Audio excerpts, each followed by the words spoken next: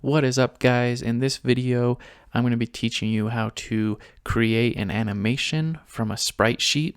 So the finished product, let me pull up what we are going to be using. We're going to be using this sprite. It's actually a new Super Mario Bros.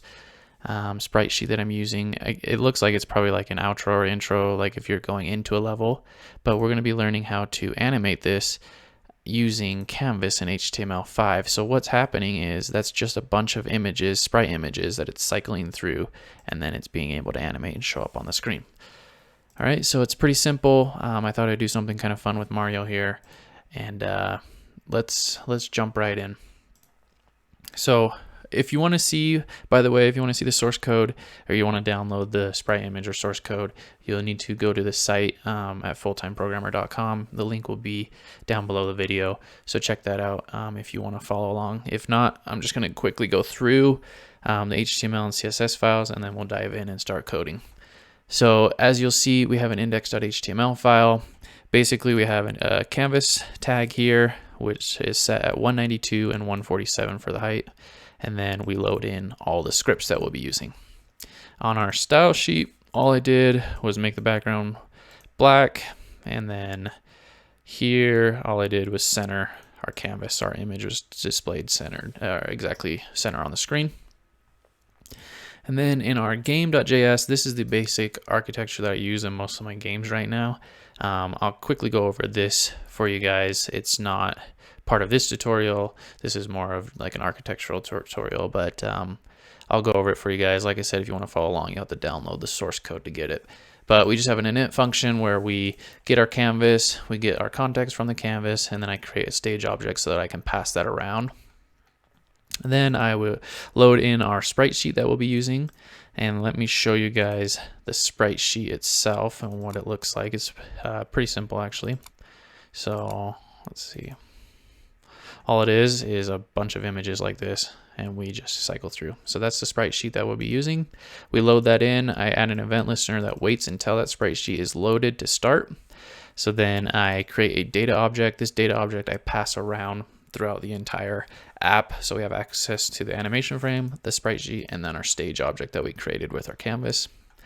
And then I do entity.init, which we will be coding. That's what we're going to actually be programming in this lesson, and I'll show you that. But we call that function, and then I say, okay, let's run the game here while passing in our data object. So all run is just a loop. If you guys haven't seen request animation frame before, I'll probably make a video on this, or you can look it up on Google. All it's basically doing is it's a function that has a callback function that just calls it recursively. So once I call loop here one time, then every time I run through this code, it hits request animation frame, and when the window is ready at minimum 16.7 milliseconds, it will call loop. And the reason why it's 16.7 milliseconds is that's the 60 frames per second. That's what you have to call this every 16.7 milliseconds to hit 60 frames per second. But depending on your computer, all this guarantees is it gets called a minimum of 16.7. So it could go up. If you have a slow computer, it could take 20.7 milliseconds per frame. It just depends on the CPU and GPU, I think. So yeah, so in our loop, this is our basic game loop. We have an update, a render, and then we just run through it. I don't have any input or physics or anything right now because we're just focused on animation. But as you'll see in the update method, I just call our update on our animation object or module, and then same thing with the render. Down here, I just call it so we start the game on the init here. All right, so now that we've got that kind of boilerplate out of the way in the game architecture, let's jump right in. So what we'll need to do is we need to create our entity object or module. So let's do this. And to get started, what I like to do on all of these like entity animation stuff, I like to create a life cycle. So I'll do an init function, an update function if necessary or whatnot. So this gets called only one time when our game gets stalled. All of our inits only get called one time, is what I kind of try to go for. Now, what I'll do here is we have access to our data. I want to create that. So that's our object that we were kind of passing around throughout the game. What I want to do is I will want to type in data, and I want to create a new key on that object, on the data object. So this will be Mario Animation. The reason being is I want to have access to this when I go to my animation and render modules. So that right now we will set to null because we don't have anything created. But what we'll go ahead and do is, first things first, I want to create a helper method, or actually a class. So let me call this Sprite. So this is how you handle classes in JavaScript. And what I'm going to pass in here is I want to have an image. I need to have a source X, a source Y, a source width, and a source height. So what's happening is I need the sprite sheet image, and then on each individual sprite, they all have a source X, a source Y, a source width, and a source height. So that is to say that, okay, if it starts out in the 0 of the image, X axis, and 0 of the Y, and so on. So using that data, I can create a sprite. And so we will set all of these to be public properties. I'll just call this source X. Go ahead and set all of those properties.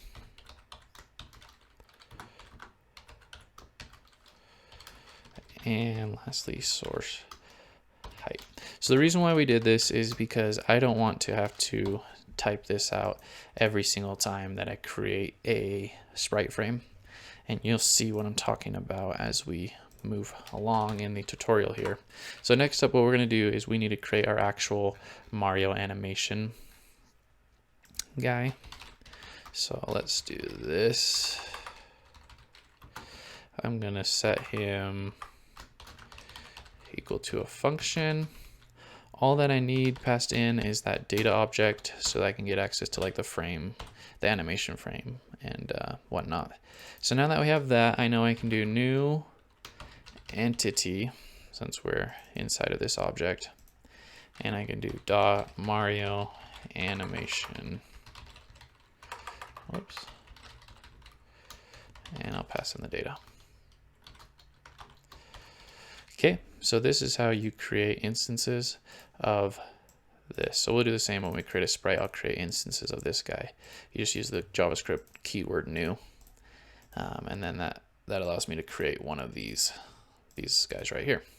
So first thing that I'll do is I need to get self. So everywhere I use this, it just means I have reference to the Mario animation itself.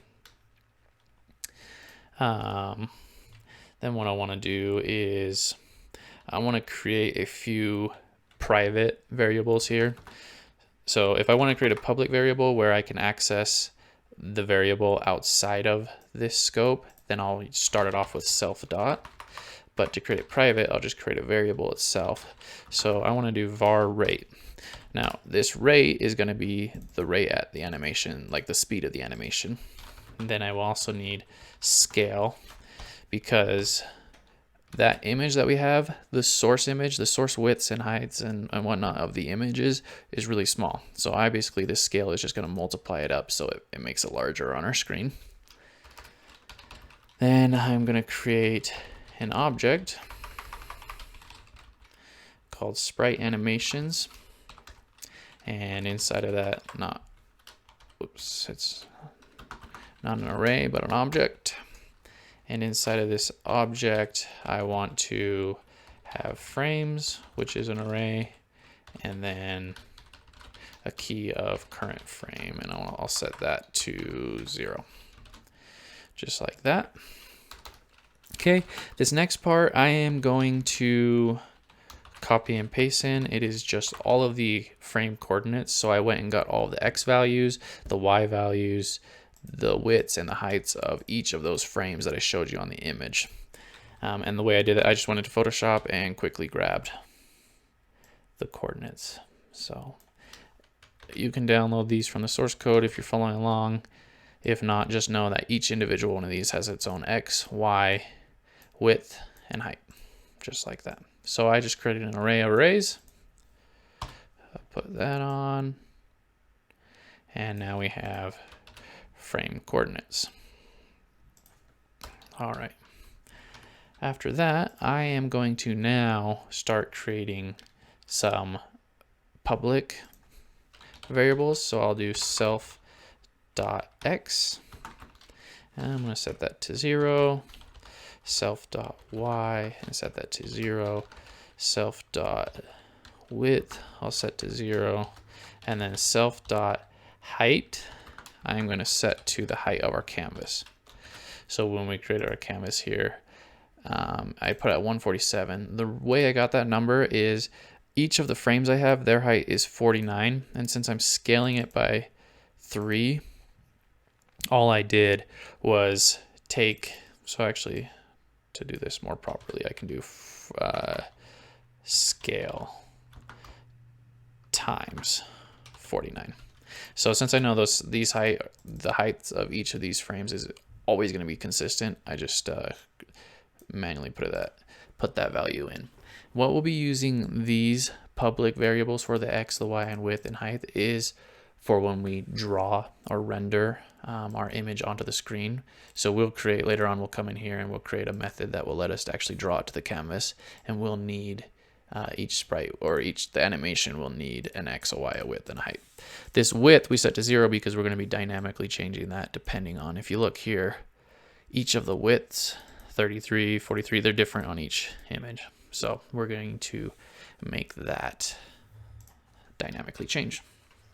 Okay, now I need a sprite object. So this is the sprite that we'll be using when we draw to the screen.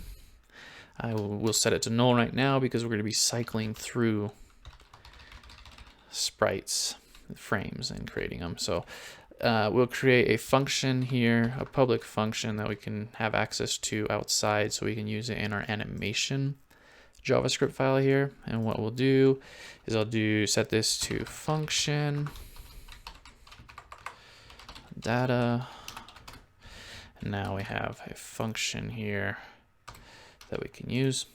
I'm going to leave that empty for just a second, because what we're going to do first is I am going to create all of these. So we have all these coordinates, but that means nothing. It's just an array of arrays with coordinates, so it's a two-dimensional array. But that is not going to help us at all when we need to cycle through and have a sprite of each item. So what we're going to do is we're going to do a little for each loop here that's going to allow us to create a new sprite depending upon these coordinates.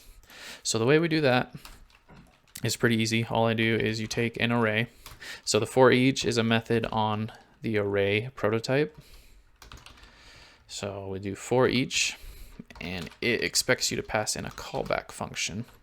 And then on this guy, this is going to be each individual item. So what's really happening on this for each is I'm saying a frame coordinates, I go in here, so now I have the whole array, and I'm just looping through each individual one of these, and I'm mapping it to coordinates. So each coordinate I go through is just one of these, and it will process it, and then I'll go to the next coordinate and I'll make it that. So let's go ahead and come inside of here. And what I'm going to be doing inside of here is I have frame coordinates dot for each. We pass in a function. Oh, sorry. This guy goes inside of here. Okay. So now that I have each one of these, what I need to do is I need to push to our Sprite Animation object up here. See how we have an empty frame? I want this frame to be equal to a bunch of sprites. So each individual one of these is going to become a new frame, and it's going to be inside of this array. And the way we do that is I say, okay, I have Sprite Animation dot frames, and all I'm going to do is push a new sprite onto each one. So you remember how we created this helper class down here, or this class, the sprite class? What we'll do is we'll use the object, the keyword, JavaScript keyword new, and I'll do entity dot sprite. and I need to pass in an image. Now remember, our Mario animation, we have access to the data object. So all I have to do is data.spritesheet, I think is what I called it. Yeah, there it is. Okay. Then I will need to have an X, a Y, a width, and a height, which we have on each coordinate. So all I have to do here is I have to say, okay, our X is the first value in that array that we created. Our Y is the second value. Our width is the third. And then finally, our height is the fourth value. So now what's going to happen when we create this, an instance of this Mario animation, it's going to come through here.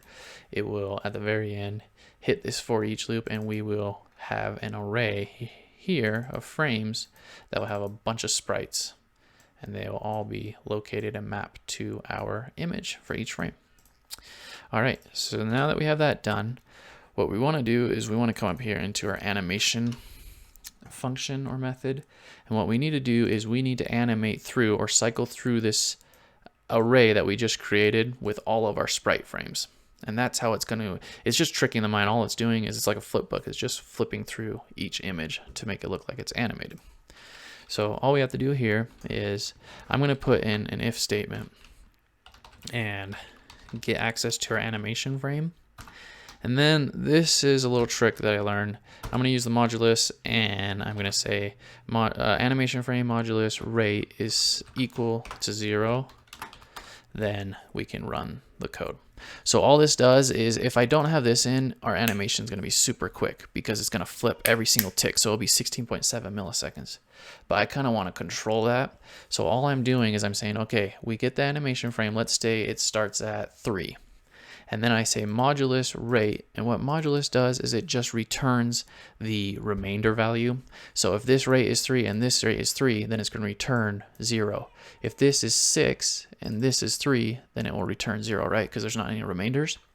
So that's just a little trick, so we can actually come up here into our code and we can either speed it up by if we like lower this down to 1, or we could slow it down if we raise it to 20.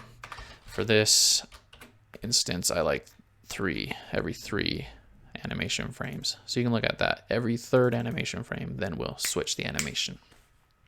Okay, so all we're going to do is I am going to get access to our sprite, and I am going to set its value to the sprite animation dot frame, and I'm going to set it to the current frame.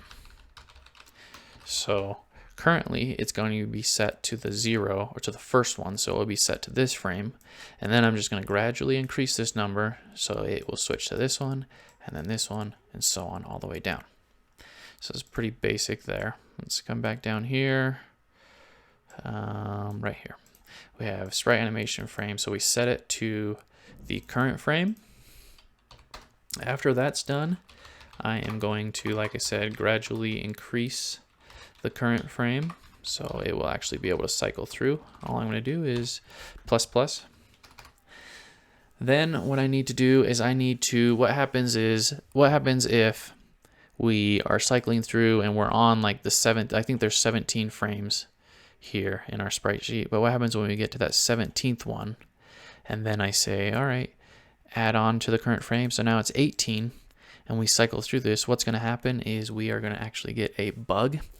And the reason being is there's no such thing as sprite animation dot frames on the 18th array or item in that array. So we need to have another if check in here and check to see if it's past that 17th frame. If so, then we'll stop it. So we'll stop the animation so we don't get an error. So I'll do sprite animations dot, oh, did I name sprite animation?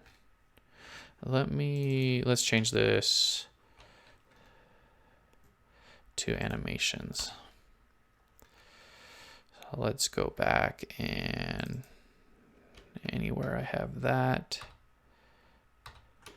let's do sprite animations. All right, so now we have so if sprite animations dot current frame, so the number that we're increasing, if that is greater than our length. So again, on the array prototype, there is a length method that will return as a number, and it just counts the length. But the way it returns it as 1, 2, 3, like 1, 2, 3. It doesn't do 0, 1, 2, 3 like we're used to. So I need to then add in a -1. So say if it's greater than the length of our array, so we don't have any more images, then all I'm going to do is I will set our current frame back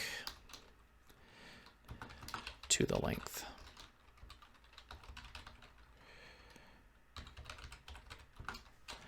-1, just like that. So after the animation runs through, it will complete and be done. All right, so that is our animation. What we'll need to do lastly is inside of this if statement is I need to set our width. Like I said, since each of these widths are different, we need to dynamically set it. So all we have to do is we're going to come here, we'll take this variable and we'll set it equal to our current sprite source width, and we will multiply that by our scale. So now it will dynamically change. Let's go ahead and save that. That was kind of a lot of code there, but we'll save that one. If you have any questions, go ahead and drop me a comment, or you can go to the site and download the source, of course.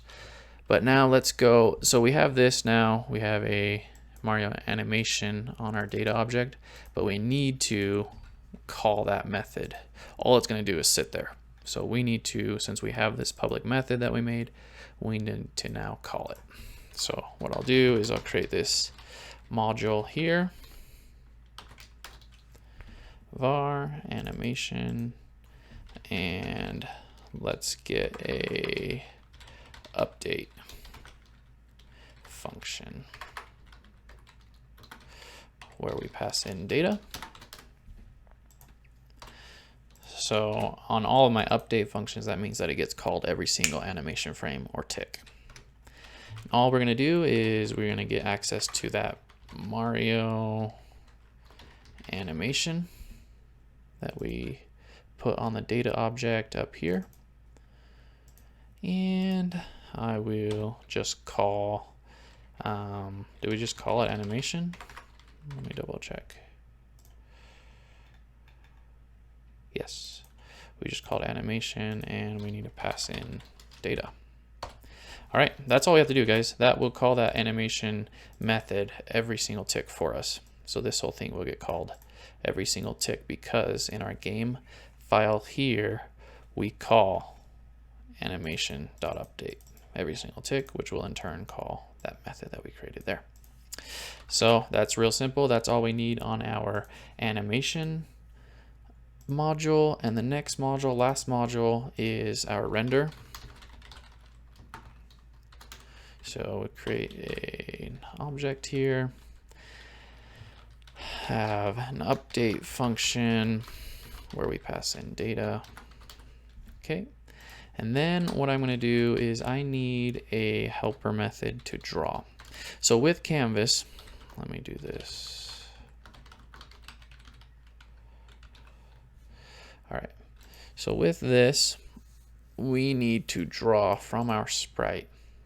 So on Canvas, let's come up here. In Canvas, I should say, we have a draw image method. So what you need to do is you have to have a context. And so what I'm going to do is I'm going to create my own method that uses that draw image method. So what it is I just need, I'm going to call this draw entity. I'll create a function, and what I need to pass in is I need to pass in an entity and a context. The reason being is here on the method draw image, we have to have access to a context, obviously, to be able to get access to that method. And then we need access to the source X. We need access to the sprite sheet, the source Y, the source width, the source height, and everything. All right, so now that we have the draw image method off of our context, it passes in a ton of stuff. The first being the image. The second being the source X, entity.sprite.source X. I'm going to copy that and actually let me move it down here like that, and do the same thing for the source Y. Oops. The source Y, we need the width and the height of the source. Just like that. And then we also need our actual entity. So the actual entity is X. The difference between these guys, so because we're going to create, let me do this real quick and then I'll explain the difference. We need that one, the width, and the height. So some of you might be thinking, why do we need an X, a Y, a width, and a height, and then we also need an X, a source X, source Y, source width, and whatnot? The reason being is this source, the way Canvas is working is it goes to this image and it says, okay, I'm going to draw the image from this huge sprite sheet that we have. I'm just going to go and get the X coordinate and the Y coordinate, and then I'm going to stamp out the width and height of it. And then what I'm going to do is when I actually, so now I have access to that image, that cropped image is really what it's doing. Then what I need to do is I need to actually draw it to the canvas. And the way that's working is it needs access or needs to know what part of the canvas, so which coordinates, so at what X and Y, and then how high and wide we want the image. So that's where that comes in, guys. Let's go ahead and save that. And now, last thing, all we have to do is I just need to call a render or draw. So let's do render dot draw entity. So that function, the helper function we just created. And what I need to do is I just need to pass in our entity, which in this case is just the Mario animation, and then the context, which I have saved in the stage object right there. Okay, let's save, guys. Pull up our browser and refresh. Okay, and we got a bunch of errors. So let's see, first off, entity, oh, that would be why this needs to be an equal sign. All right, let's refresh. Okay, we got another error, animation.js. Well, I'm just messing those up. Yeah, we need an equal sign there. Let's save, refresh, and there it is. Okay, what you'll notice though is, look at this. You see there's like a bunch of, like, this stuff is left over. So what's happening is we're not clearing the canvas. So all we have to do is come back into render here, and there's a method. So let me get access to that context. Okay, and the method on the context is clear rect. What it takes is it takes an X and a Y. So I want it at the top left of my canvas, and I want to clear every frame. I want to clear the entire canvas. So I need to pass in a width.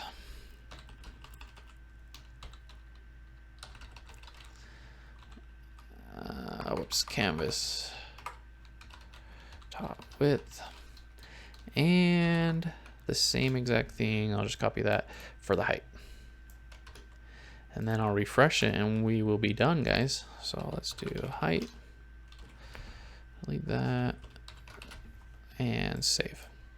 Let's go back to our browser. Let's refresh, and boom. You see there's no like residual, like nothing left over from the animation not clearing out. So that's it, guys. That is how we do a basic animation frame, or animating through a sprite sheet, I should say. If you have any questions, leave a comment down below. As always, if you haven't already, subscribe to my channel. There'll be a ton more videos for anyone that's wanting to learn programming. I do a lot of game programming as well. So yeah, like, follow, share. I'll see you guys. You know the drill. I'll see you guys in the next video. Later.